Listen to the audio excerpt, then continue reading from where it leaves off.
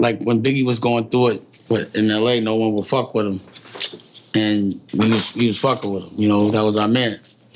And that was the first time he was coming to hang out with us.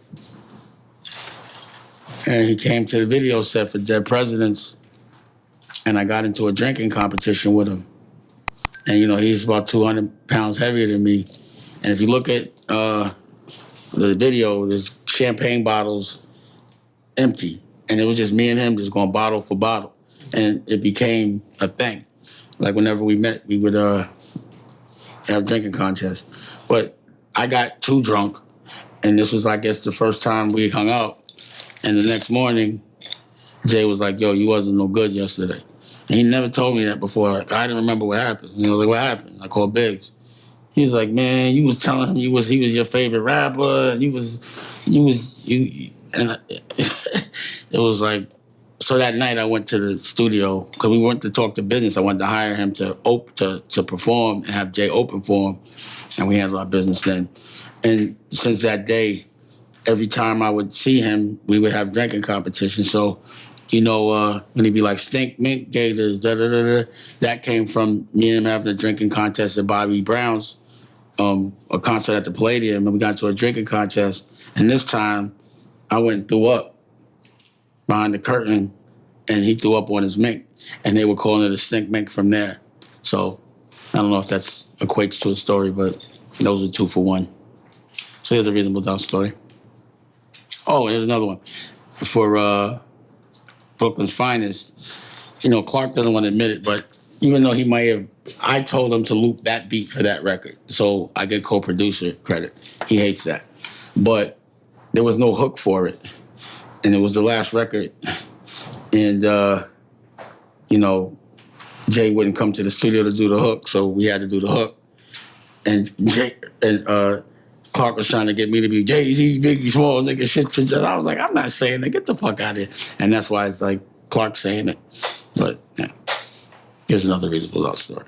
There's a bunch of reasonable doubt stories. Every single record has a story. Matter of fact, I'm going to do a doc on it. How about that? From my perspective.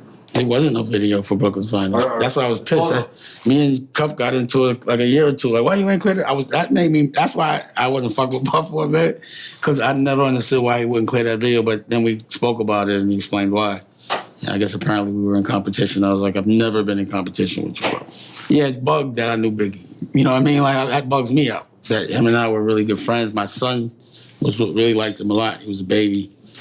He was a funny dude. I really loved his crew. I still do. We used to hang out like it was like we all knew each other for years. And it's still like that. So D-Rock and all of them, like, I really consider them I consider them like my brothers. No matter if I don't see them for years, I really, like, all over the world, whenever we see each other, it would be like party. I just like, they laughed as much as we laughed. They like to play as much as I like to play. Pause. You know, I like to make jokes. I like to laugh a lot.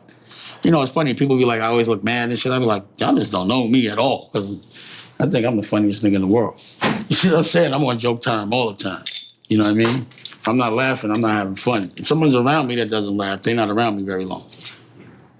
Like, you got to have a sense of humor to be around me because I'm on joke time all day. And you can't be easily offended. You know, Biggie was an ill dude because he could rap and he was just a cool dude. Like, you know, he was funny.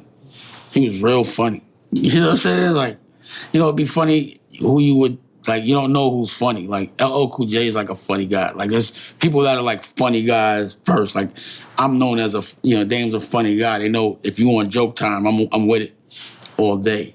So I tend to be cool with the guys that are like to joke.